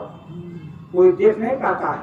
सब खड़े रहेंगे चरपाई घेर करके, पत्नी है, पति है, बच्चे हैं, भाई है, बंधु रिश्तेदार हैं, गांव के साथी दोस्त हैं, आसपास सब खड़े रहते हैं। कोई जमदूत को नहीं देखते हैं, जमदूत को वही देखता है जिनको लेने के लिए आते हैं। और उस समय थोड़े समय के लिए जिसकी मृत्यु होने लगती है तो थोड़े समय के लिए उसका आंख कान ये सब खुल जाता है, नाक थोड़े समय के लिए आंख का नाक उसका खुलता है। वही मरने वाला आदमी जमदूत को देखता है, भयंकर सकाल। वही मरने वाला आदमी जमदूत की आवाज को सुनता है। वही मरने वाला आदमी उनके शरीर से जो बदबू निकलती है, भयंकर बदबू, वही सूंघ पाता है।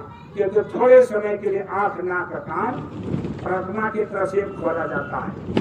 वही देखता, वही सुनता, वही सूंघता है।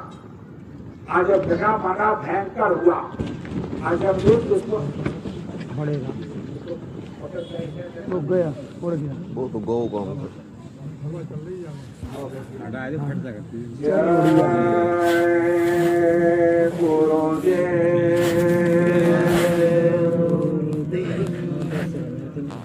पकड़ ले। थोड़ी देर के लिए आंख नाक कान खुलता है।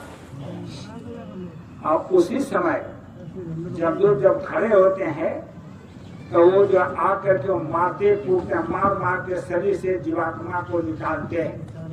और उसको जब मारने लगे अजामिल को, अब मार पिटाई करने लगे, उसको मारने लगे, तो वो अजामिल ने जब बड़ा दर्द के मारे चिल्लाने लगा, नारायण नारायण नारायण कहा, नारायण कहा, रे बचाओ, मेरे को मार रहे हैं। अपने लड़के को बुला रहा, अरे नारायण तू कहा, जल्दी आओ, मेरे को मार रहे, मेरे को काट रहे।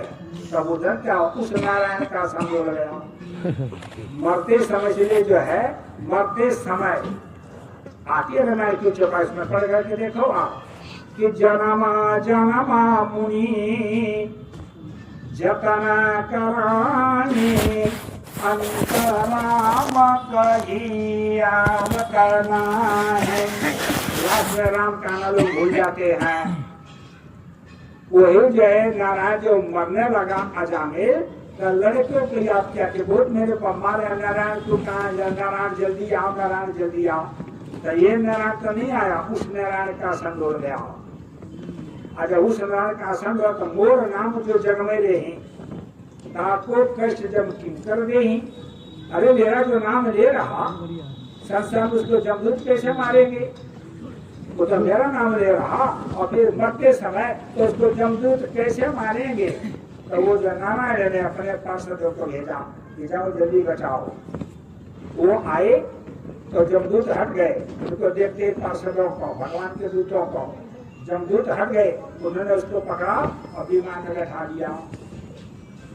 तब उन्हें जमदूतों ने कहा कि खाए से मांस किन्न मत पाना, असल जाने दे चलोरी माने, मांस खाता था, शराब पीता था, ऐसे पापी को विमान में बैठा दिया और लेकर चले जा रहे हो। ये क्या करना? अस पातक निसर्वासर कराई, ये तो हमेशा ही पाप ही करने में लगा रहता था और इसको तुम लोग लेके जा रहे हो। तो उन्हें का भगवान का आदेश है, वो मेरा है, भगत है, उसको ले करके आओ, इसलिए हम लोग लेके जा रहे हैं। का ये कौन सा भगवान का नाम है? यह तो पुत्र नाम करते राम, ये तो अपने लड़के के नाम बुला था, नारायण नारायण कर रहा था, लड़के को बुला रहा था। तब यह कौन राम से है था? ये कब राम से प्यार किया था? ये कब राम को बुलाया था? ये तो अपने लड़के को बुला रहा था, तासे दियो हम दुख घनेरा। तब तो हम इसको कष्ट दे रहे थे। जब भगवान का नाम लेता रहता, हमारा आने का कोई काम ही नहीं था। और आप लोगों ने उठाया और बैठा दिया विमान में और लेकर के जा रहे हो, चले जा रहे हो, ये अच्छा नहीं है। तो भगवान के पार्षदों ने कहा, एक ही शब्द उन्होंने बोला है, इसी शब्द को हमको आपको विचार करना है, इसी शब्द को हमारा आपका कर्म करता है। सीधे शब्द में पार्षदों ने कहा कि जो महापुरुष इसके घर पर गए थे, संत महात्मा गए थे, इन्होंने आदेश दिया था अपने लड़के का नाम नारायण रख देना।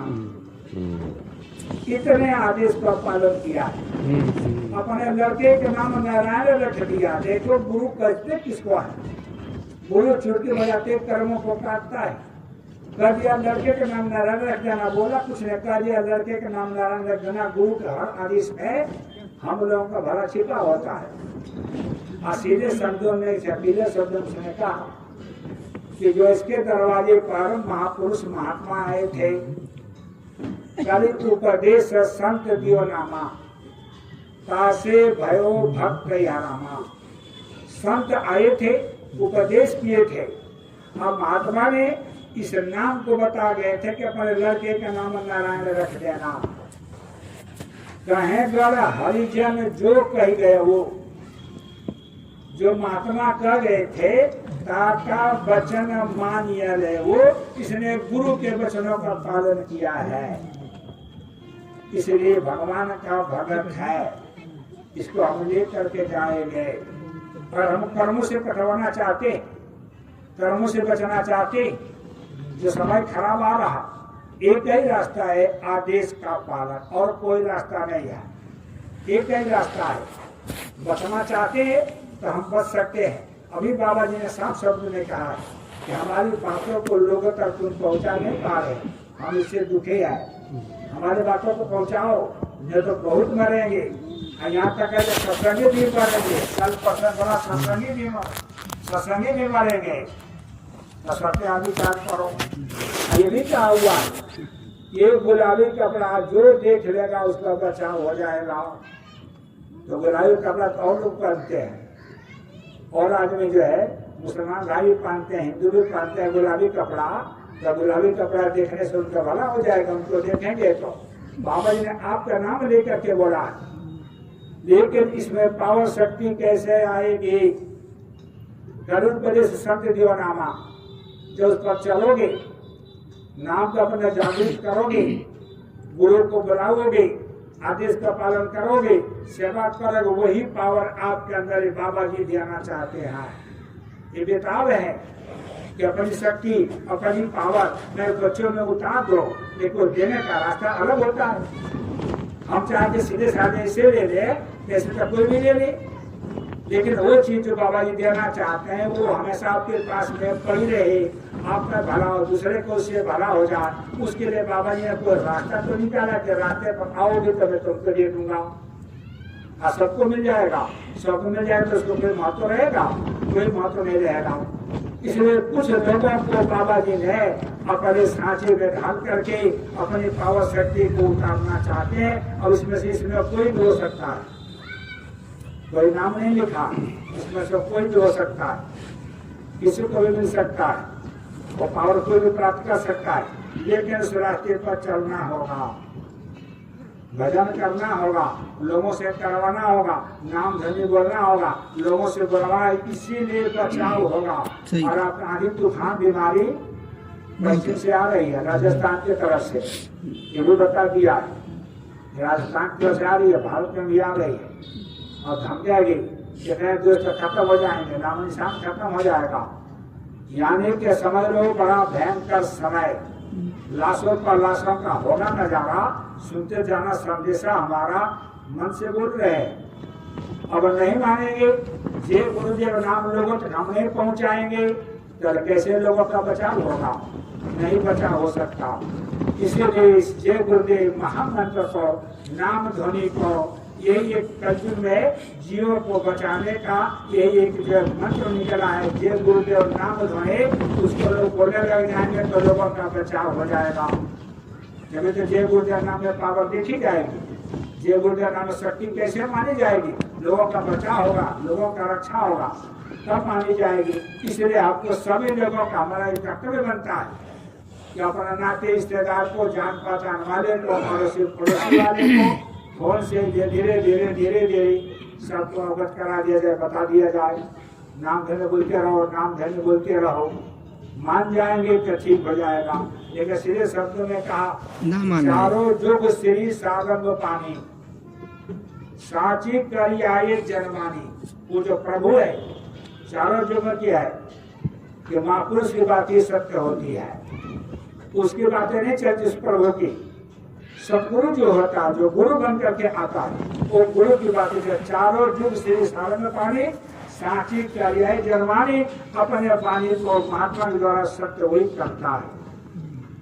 इसलिए असंतन सत्संग प्रभावा बड़ पापी पर धाम सिधावा।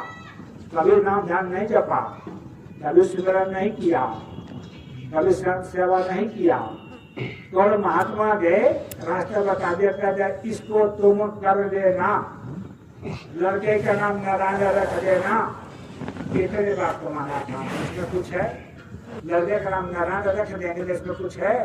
कुछ नहीं है। लेकिन वो तो निकालना चाहते थे, ले जाना चाहते थे, उसको घर पहुंचाना चाहते थे, रास्ता निकाल दिया। वही रास्ता हमारे बीच में आया हुआ है, हमको भी बचाना है और लोगों को बचाना है। ध्यान सुमिरन करना, नाम धन बोलना है और लोगों से बोलवाना है। और ये आप योजना बनाकर किस काम का अगर हमने कर दिया, सारे गांव में नाम धन हो गई, पहुंच गई, तो बाबा जी भी कहे कि गुरु महाराज बचा देंगे, तो गुरु महाराज ये बचाएंगे। बचाव भी हो सकता है, लेकिन कब होगा? जब हम लोग चल पड़ेंगे तब होगा, और नहीं तो कर्मों की सजा तो हमको भोगना होता है। और गुरु कर्मों की सजा किस तरह से भोगवाता है, कैसे गुरु काटता है, ये आपने बताया।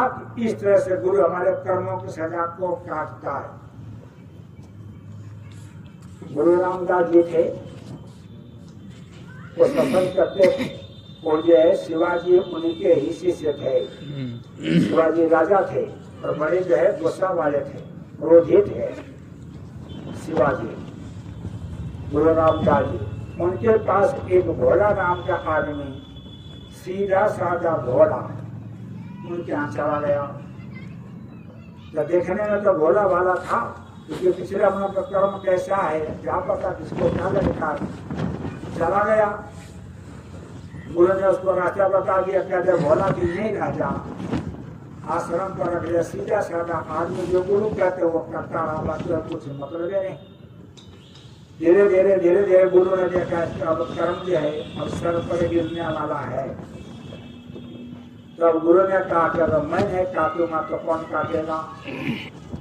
तब गुरु जी ने भोला नाम को बुलाया, कहा कि भोला जी सरकार, मेरे दांत में दर्द हो रहा, और हमको किसी ने कहा है कि पनवाड़ी की दुकान से पान ले आ करके और कूट करके गुरु जी खाओगे तो दांत ठीक रहेगा।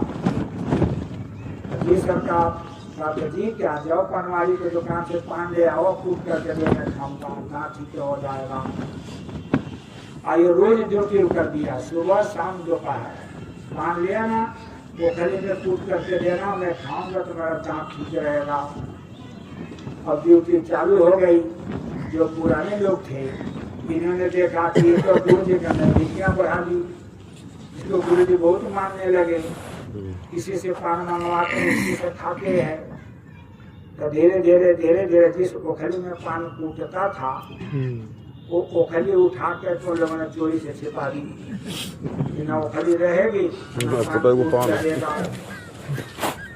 अब क्या भोला राम पान ले आओ, क्या भाग कर लेकर जल्दी ले कूट के, और वो खरी ढूंढ रहा तो वो खरी नहीं मिल रही। उतार हरी को पैदा जब अरे जल्दी पान ले आओ, दांत में जल्दी ले आओ, वो खरी तो मिली नहीं रही। तो सीधा साधा आदमी उसने खट खाना पान को मुंह में डाला, और जल्दी पान से कुतर के खा के टुकड़ा करके हाथ पर उगला और ये करके चला गया। ऐसा कोई लोग इसमें होंगे तो नरकों में चले जाएंगे, लेकिन हम गुरु जी को झूठा गुण को उगला वो नहीं देंगे, हम नरकों में चले जाएंगे, हम मर जाएंगे, लेकिन अपना झूठा गुरु को नहीं देंगे। लेकिन सीधा साधा पान को उगला और लेकर भागा चला गया।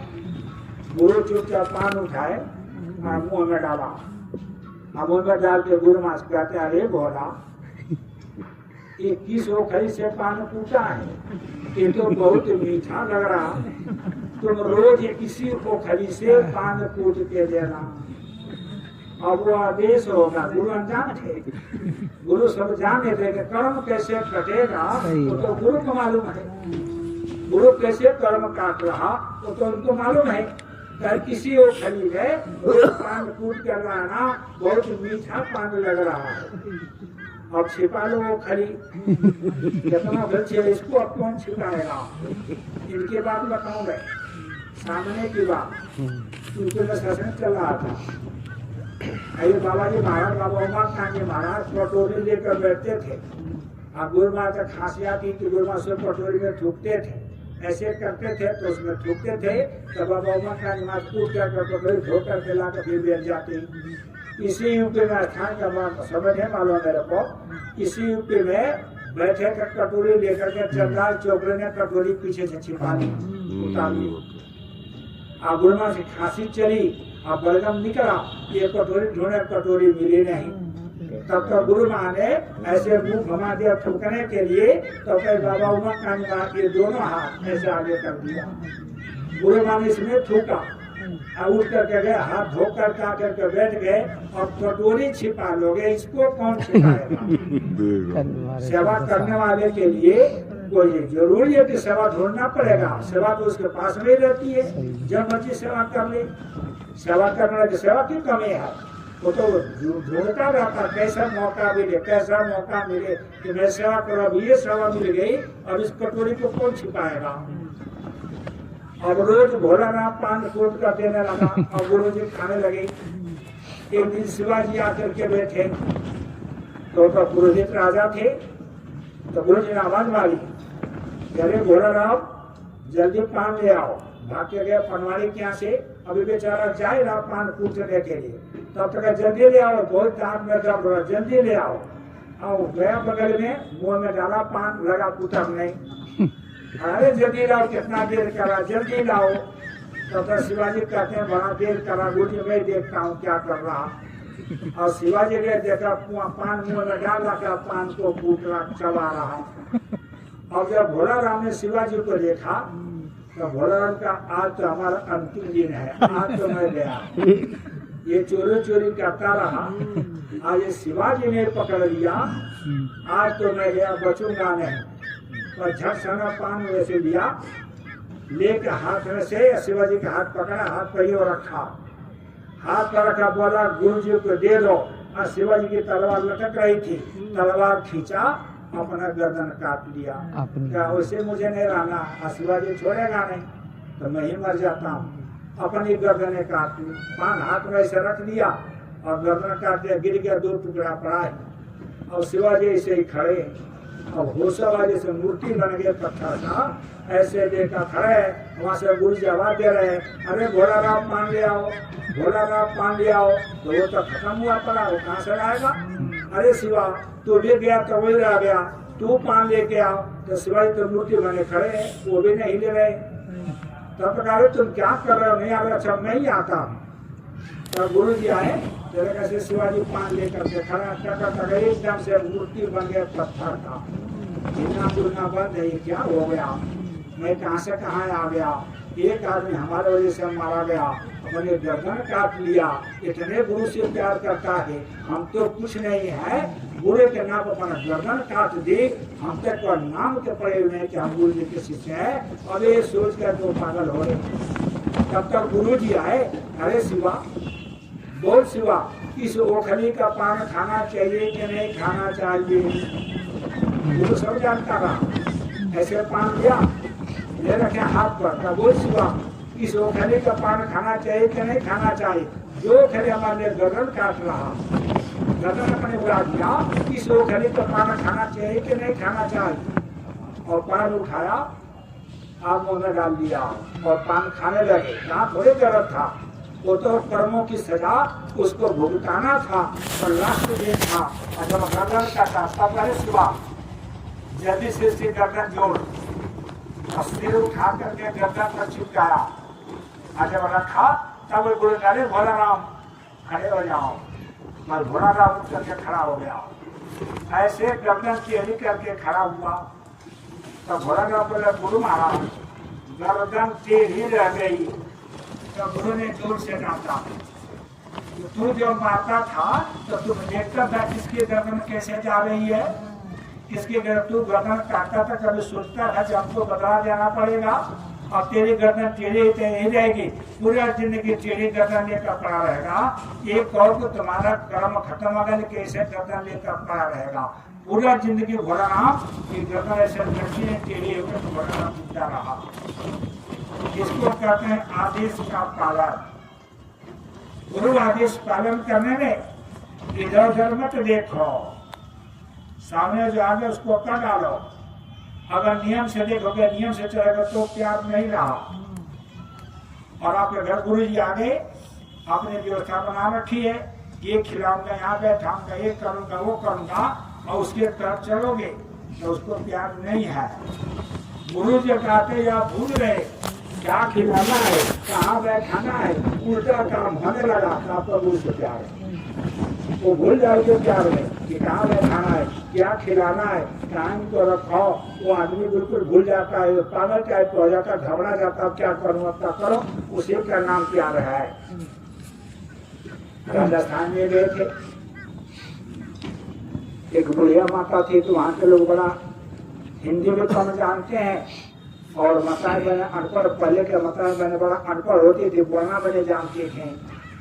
तो जाकर बैठे तो मछिया पर बैठे, छोटी चारपाई उठ बैठी रही, तो कहती है गुरु महाराज, गुरु गुरु नहीं गुरु, गुरु महाराज तुम्हारा खुर छूमो। खुर कहते हैं गाय बैल का जो खुर होता है पाँव, उसको खुर बोलते हैं। आदमी का पाँव होता है, तो गुरु महाराज तुम्हारा खुर छो। इतना सीधा साधे वो माता जी थी कि पाँव भी बोलना नहीं जानती, खुर बोलते हैं जानवर को। गुरु महाराज तुम्हारा खुर छो, तुम्हारा खुर छो, तो गुरु महाराज। तो गुरु मान के अरे बच्ची ऐसे नहीं बोलते हैं, गुरु नहीं गुरु बोलते हैं, और खुर नहीं पाँव बोलते हैं। ऐसे बोलेगे तुम नरकों में जाएगी। तब हाथ जोड़ के बोलती है गुरु महाराज, फिर वही गुरु महाराज, गुरु महाराज नरकों में तो आप जैसे महात्मा जाते हैं, हमारा क्या इतना बड़ा भाग्य है कि मैं नरकों में जाऊं। ये भी नहीं पता कि दादा किसको वह गुरु महाराज हंस दिए।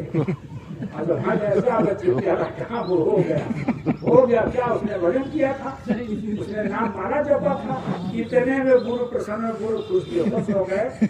जा बच्चे तेरा काम हो गया, जो गुरु नहीं जानता, खुर पाँव बोला नहीं जानता, इतने में काम हो गया। इसीलिए जीवन है अनमोल, काम कुछ ऐसा कर जा पाकर गुरु से ज्ञान यार, मरने से पहले मर जा। हमको चीज को सीखना है, गुरु वचन पालन करना, जो गुरु करता है उसको हमको पालन करना होगा।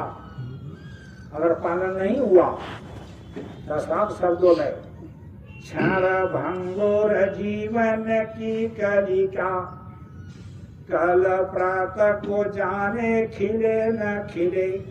सुबह फूल खिलता है, लेकिन मानव शरीर कोई गारंटी नहीं कि सुबह मानव शरीर सुबह आप देखोगे। क्षण भंगुर है, जैसे फूल क्षण भंगुर है, तो मानव शरीर क्षण भंगुर है। मंगरा क्षण भंगुर जीवन की कलिका, कल प्रातः को जाने खिले न खिले। और जो मद्रासन से हवा आती है बड़ा सुगंध है, हम लोग सुबह 4 बजे उठ करके जो घूम लेते हैं कि अपने बीमारियों से उनको जो मुक्ति मिल जाती है, वो हवा हमको दोबारा मिलेगी कि नहीं मिलेगी कोई गारंटी नहीं है। क्यों कि वो काल कुठार लिए फिरता, तन नम्र है चोट झले न झले। काल का कुठार हथौड़ा बड़ा कठोर है, और शरीर बड़ा मुलायम है, कोमल है, नरम है। उसके कठोर को, उस दंड को बर्दाश्त कर पाए कि ना कर पाए। इसलिए साफ शब्दों में जो गुरु ने कर्मों से बचाने के लिए रास्ता भेजा है, इसलिए भजलो गुरु नाम मेरी रसना, कल प्रातः को जाने खुले न खुले। सुबह मुंह खुलेगा कि नहीं खुलेगा, इसलिए अभी से जो गुरु आपको रास्ता दे रखा है, यही गुरु बता रहा। जो रास्ता आपको मिला उस रास्ते पर चल पड़ो, अपना काम करने में लग जाओ। अपना काम करने में लग जाओगे तो दूसरे का भी काम होगा। तो अपने साथ साथ में हम लोग को दूसरे को भी देखभाल करना है, दूसरे को भी हमको बचाना है। जब हम बचेंगे तो दूसरे को बचाएंगे। तो हमारी प्रार्थना वित्ती है कि आप लोग जगह जगह हिसाब से यहाँ में व्यवस्था बना करके, योजना बना करके, कोई गांव में छूट रहा हो, कोई शहर छूट रहा हो तो नाम ध्वनि तो हो जाए। किसी तरह से प्रोग्राम लगा करके घंटे 2 घंटे का वहाँ तक नाम ध्वनि आवाज लग जाए। इस नाम ध्वनि आवाज अगर लग जाएगी तो केवल इतने कहने से लड़के के नाम नारायण रख देना और भला कल्याण हो गया।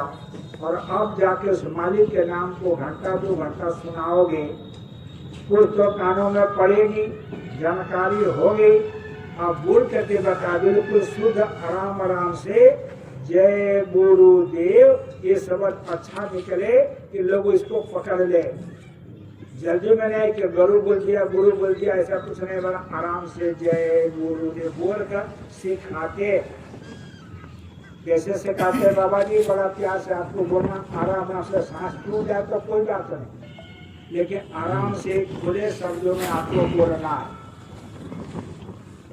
जय गुरुदेव, जय गुरुदेव, जय गुरुदेव, जय जय गुरुदेव।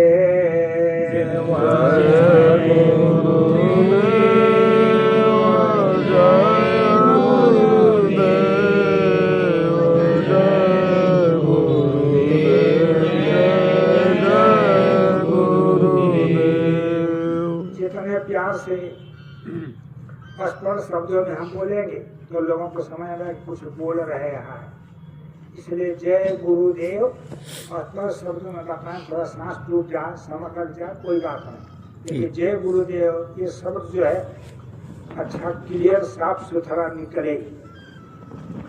इसके साथ साथ में ध्यान भजन के लिए बाबा जी ने कहा, हम जब भजन को बैठते हैं तो हमारा मन भाग जाता है, लगता नहीं है। जब मन से कहते हैं मन जाता है तो जाने दो, दिल कर रखो शरीर, मन तो भागेगा, जाने दो, लेकिन आप तो कंट्रोल करके बैठो। हम भी भाग लेते, हम भी उठ के चल देते हैं। इधर मन चला गया, इधर शरीर भी चला गया, तो दोनों में से एक कभी काम नहीं हुआ। और समय तक मन चला गया, कोई फायदा नहीं होगा बैठने से। क्या फायदा?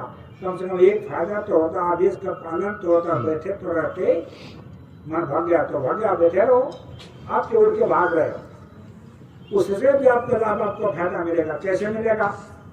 एक अंधा आदमी मंदिर में चला गया भगवान का दर्शन करने, हम दोनों सूरदास। एक लड़के ने कहा कि अरे बाबा जी सूरदास भगवान का दर्शन करने आए हो? कहा कि हाँ। क्या तुम्हारे पास आंखें नहीं है, तुम कैसे भगवान को देखोगी? तो कहा कि नहीं देखोगे तो क्या होगा, ये महत्व नहीं है। मैं भगवान को देखो, मैं मंदिर में आ गया हूँ, भगवान तो हमको देख लेगा, हम ना देखे तो ना देखें। उसी तरह से जो साधना में बैठो, मन चला गया है तो भागवत बैठे रहो। आप बैठे रहो, आपको देखना जरूरी नहीं है, लेकिन आप बैठे रहोगे, आदेश का पालन करते रहेंगे तो गुरु की नजर तो आपके ऊपर पड़ी हुई है कि हाँ बैठा हुआ है, बहुत लाभ होगा।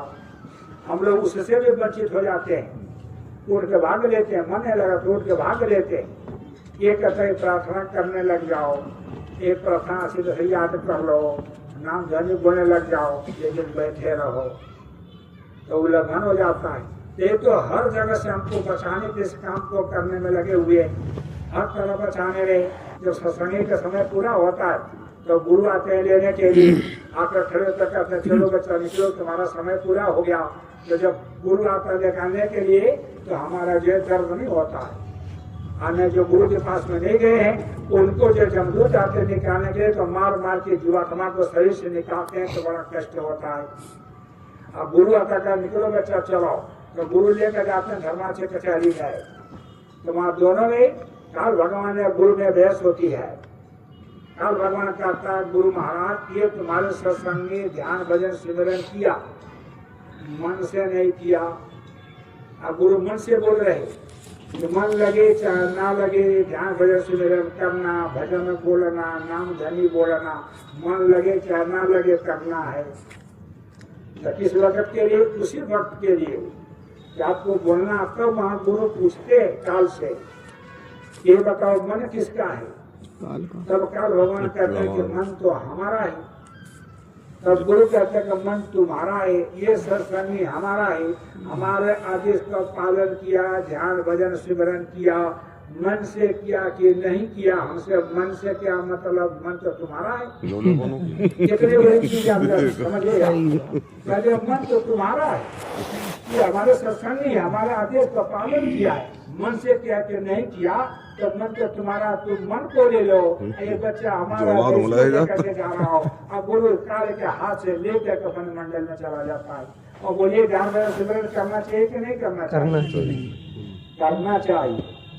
इसलिए गुरु महाराज अंदर से हमको घर पहुंचाना चाहते हैं, कोई रास्ता छोड़ना नहीं चाहते। तो कोई रास्ता रुक जाओ, अरे आजाद इस रास्ते से आप न जा सको, कोई रास्ता बाबा जी छोड़ना नहीं चाहते। इसलिए हर एंगल से हम लोग एक एक बात पढ़ाते हैं, सिखाते हैं। हम सभी लोग विद्यार्थी हैं, उस राह पर चलने वाले हम लोग राही हैं। और रास्ते को पकड़ ले और राही चल पड़े तो राही अपने देश घर मंदिर में पहुंच जा सकता है, कोई इसमें जुड़ाव नहीं है। जा सकते हैं जगह की चोट से। आप राही हो तो आप रास्ता पकड़ लिए हो तो आपको पक्का है एक दिन मंदिर पर पहुंचोगे, और पहुंचाना आपके साथ नहीं चल रहा। साफ शब्द में गुरु कहते हैं कि जहाँ जहाँ मेरे भगत पैर धरत है, कहाँ कहाँ धरू मैं हाथ। जहाँ मेरा भगत पैर रखता है उसके पैर के नीचे मैं हाथ रखता हूँ। हमारे पैर को उसका हाथ पड़ता है कि इसका जो कोई कांटा पत्थर संसार के झोंपड़े लगने ना पाए। गुरु आपके पैरों के नीचे अपना हाथ लगा करके गुरु चलता है। हम लोग अज्ञानी है, हम लोग जानते ही नहीं है, लेकिन आदेश का पालन कर लगे। जैसे गुरु कहने लगा, जैसे आमने सामने गुरु ये बताते हैं कि आमने सामने गुरु बात करता है। सामने ही आपके पास गुरु खड़ा हुआ है, गुरु के दूर थोड़े मथुरा काशी हरिद्वार विद्रोह उज्जैन में थोड़े गुरु है, गुरु तो इसी घाट के अंदर बैठा हुआ है। इसलिए आदेश का पालन हम लोग योजना बना करके जो गांव बच रहे हैं, जहाँ ध्यान स्मरण नहीं हो पा रहा, नाम धन नहीं हो पा रही, तो सभी लोग मिलजुल करके जो जिम्मेदार है वो भी, आज जो जिम्मेदार के साथ में चलने वाले हैं वो भी, जिम्मेदार अकेले क्या कर लेंगे? जो उनके पास में कोई रहेगा नहीं। आप यही विचार करो, गुरु मान ने भेजा है, यहाँ आप आकर माता बहन भाई जो नहीं बैठते तो हमारा क्या काम यहाँ? हम क्या कर लेते? जब आप हो तो हम भी हैं, आप नहीं हो तो हम नहीं। हम क्या आपसे है? उसी तरह से जिम्मेदार जो है आपसे है, वो जिम्मेदार नहीं है, आपसे जिम्मेदार बना हुआ। आप साथ दोगे, उसके साथ चलोगे तो वो जिम्मेदार है, अपना काम पूरा करेगा। और उसको कोई खड़ा नहीं होगा उसके साथ में, तो अकेले जिम्मेदार क्या करेगा? कहाँ कहाँ भागेगा, अकेले क्या कर लेगा? इसलिए सबकी जिम्मेदारी बनती है कि गुरु माँ की मिशन को लोगों तक पहुँचा देना है। नहीं तो समय तो बड़ा खराब आ रहा। वो तो जब ये समझ ये कर दिया भंडारे तक बोल रहा हूँ, इसका मतलब है भंडारे तक बड़ा उलट फेर हो जाएगा। गुरु जी सब कुछ नहीं बताते क्लियर, लेकिन कह दिया मैं भी भंडारे के बाद चुप हो जाऊंगा। ऐसा ना हो कि गुरु चुप हो जाए, आप पता कर खड़ी हो जाए। तो बताते हैं बाबा कहर आ रहा है, न आसार उसका नजर आ रहा है, घर में समझे तुम तो पड़े चोट भारी, और अर्जी गुरु की मर्जी तुम्हारी। देखिए एक रास्ता है, गुरु जी की आज्ञा बजाते चले तो मुसीबत को सिर से अलग फेंक देंगे। गुरु मुसीबत को अलग फेंक देता है, अलग हटा देता है।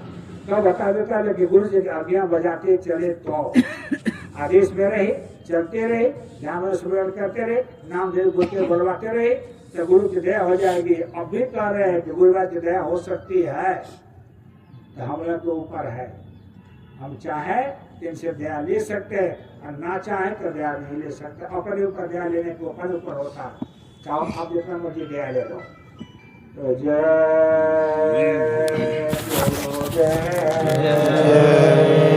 गुरुदेव। से ज्यादा लंबा बोलने का आदेश नहीं मिला हुआ है। थोड़े समय के लिए तो थोड़ा मैं आपको बता दे रहा हूँ।